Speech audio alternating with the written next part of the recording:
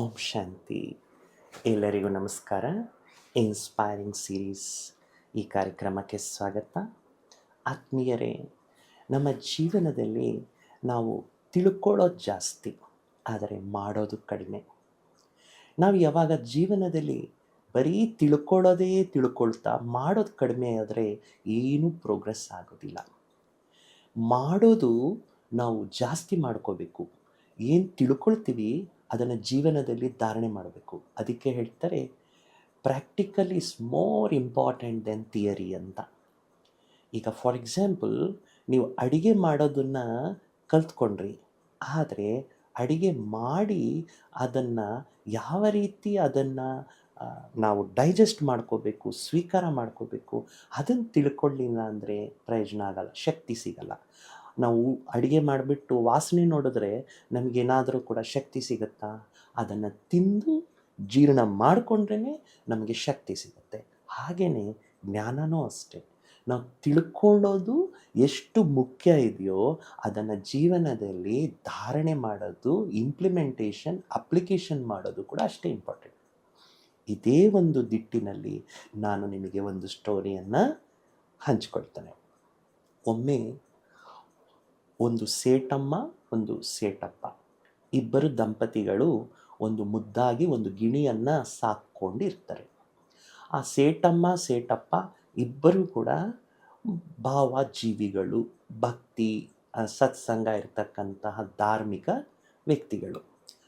ಅವರು ಅವರ ಮುದ್ದಾದ ಗಿಣಿಗೆ ಅವರು ತುಂಬ ಪ್ರೀತಿಯಿಂದ ನೋಡ್ಕೊತಾ ಇರ್ತಾರೆ. ಆ ಗಿಣಿ ಮೂಡಿದ್ದಾಗ ಮನುಷ್ಯರ ಭಾಷೆಯಲ್ಲಿ ಮಾತಾಡುತ್ತೆ, ಅದಕ್ಕೆ ಮೂಡಿಲ್ಲ ಅಂತ ಹೇಳಿದ್ರೆ ಅದು ಮಾತೇ ಆಡೋದಿಲ್ಲ. ಒಂದು ಸತಿ ಏನಾಗುತ್ತೆ, ಆ ಸೇಟಮ್ಮ ಸೇಟಪ್ಪ ಪ್ರತಿದಿನವೂ ಕೂಡ ಸಾಯಂಕಾಲದ ಹೊತ್ತು ಸತ್ಸಂಗಕ್ಕೆ ಹೋಗ್ತಾರೆ. ಆ ಸತ್ಸಂಗಕ್ಕೆ ಹೋಗೋ ಸಮಯದಲ್ಲಿ ಆ ಗಿಣಿ ಒಮ್ಮೆ ಆ ಸೇಟಪ್ಪನ್ನು ಕರೆದು ಹೇಳುತ್ತೆ, ನೀವು ಸತ್ಸಂಗ ಮುಗಿದ ಮೇಲೆ ಗುರುಗಳಿಗೆ ಕೇಳಿ ಸ್ವತಂತ್ರವಾಗಿ ಹೇಗೆ ಇರೋದು ಅಂತ, ಹೇಗೆ ಸ್ವತಂತ್ರ ಆಗೋದು ಅಂತ ಕೇಳಿ ಅಂತ ಹೇಳುತ್ತೆ.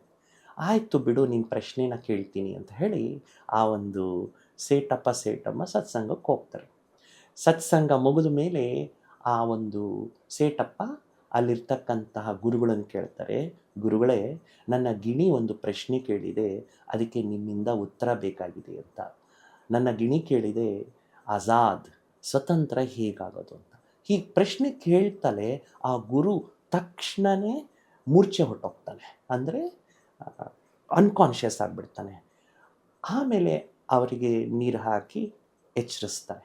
ಎಚ್ಚರಿಸಿದ ಮೇಲೆ, ಆಯಿತು ಗುರುಗಳೇ, ನಾಳೆ ನಿಮ್ಮ ಹತ್ರ ಮತ್ತೆ ಈ ಪ್ರಶ್ನೆಗೆ ಉತ್ತರ ಕೇಳ್ತೀನಿ ಅಂತ ಹೇಳಿ ಆ ಸೇಟಮ್ಮ ಸೇಟಪ್ಪ ಹೊರಟೋಗ್ತಾರೆ. ಆ ಗಿಣಿ ಕೇಳುತ್ತೆ, ನನ್ನ ಪ್ರಶ್ನೆಗೆ ಉತ್ತರ ಕೇಳಿದ್ರ ಅಂತ.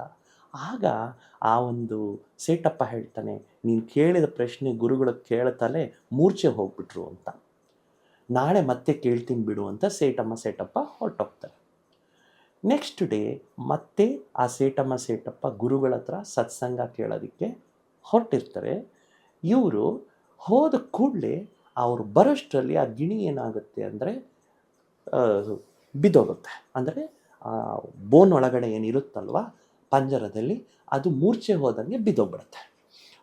ಬಿದ್ದೋದಾಗ ಈ ಸೇಟಪ್ಪ ಬಂದುಬಿಟ್ಟು, ಏನಿದು ಬೆಳಗ್ಗೆಲ್ಲ ಚೆನ್ನಾಗಿತ್ತಲ್ಲ, ಏನಾಯ್ತು ಇದಕ್ಕೆ ಅಂತ ಹೇಳಿಬಿಟ್ಟು ಆ ಬಾಗಿಲನ್ನು ತೆಗಿತಾರೆ. ಅದು ಬಾಗಿಲು ತೆಗೆದು ಕೂಡಲೇ ಆ ಗಿಣಿ ಪಂಜರದಿಂದ ಹೊರಗಡೆ ಸ್ವತಂತ್ರವಾಗಿ ಹಾರ್ಕೊಂಡು ಹೊರಟೋಗುತ್ತೆ. ಆ ಒಂದು ಸೇಟಪ್ಪನಿಗೆ ಆಶ್ಚರ್ಯ ಆಗುತ್ತೆ, ಇದೇನಿದು ಹಿಂಗಾಯ್ತು ಅಂತ ಹೇಳಿ ಮತ್ತೆ ಗುರುಗಳ ಹತ್ರ ಹೋಗಿ ಪ್ರಶ್ನೆ ಕೇಳಿದ್ರೆ ಆ ಗುರು ಹೇಳ್ತಾನೆ, ನೋಡಿದ್ರ, ನಾನು ಹೇಳಿದ್ದ ಉತ್ತರ ನಿನ್ನ ಗಿಣಿಗೆ ಗೊತ್ತಾಯಿತು, ನಿನಗೆ ಗೊತ್ತಾಗಲಿಲ್ಲ. ನಾನು ಏನು ತಲೆ ತಿರುಗಿ ಬಿದ್ದ ಹಾಗೆ ಮೂರ್ಛೆ ಆದಾಗ ತೋರಿಸ್ದೆ, ಅದು ಹಾಗೇ ಮಾಡಿದ್ರೆ ನೀನು ಬಾಗಿಲು ತೆಗಿತೀಯ ಅಂತ ಅದಕ್ಕೆ ಗೊತ್ತು. ನೀನು ಬಾಗಿಲು ತೆಗೆದ ಕೂಡಲೇ ಅದು ಆರಾಮಾಗಿ ಹಾರೋಯ್ತು. ಅಂದರೆ ಜೀವನದಲ್ಲಿ ನಾವು ತಿಳ್ಕೊಳ್ಳೋದು ಜಾಸ್ತಿ ಇರುತ್ತೆ, ಕೇಳಿಸ್ಕೊಳ್ಳೋದು ಜಾಸ್ತಿ ಇರುತ್ತೆ, ಆದರೆ ಪ್ರಾಕ್ಟಿಕಲ್ಲಾಗಿ ಅಪ್ಲಿಕೇಶನ್ ಇಂಪ್ಲಿಮೆಂಟೇಷನ್ ಕಡಿಮೆ. ನಿನ್ನ ಗಿಣಿಗೆ ಗೊತ್ತಾಗಿರೋ ಅಷ್ಟು ನಿನಗೆ ಗೊತ್ತಾಗಿಲ್ಲ. ಇಷ್ಟು ದಿನ ನೀನು ಕೇಳ್ತಾ ಇದೆಯಾ, ಆದರೆ ನಿನಗೆ ಅಪ್ಲಿಕೇಶನ್ ಮಾಡೋದು ನೀನು ಕಲ್ತ್ಕೊಳ್ಳಿಲ್ಲ, ಕೇಳೋದು ಮಾತ್ರ ಕಲ್ತ್ಕೊಂಡೆ ಅಂತ.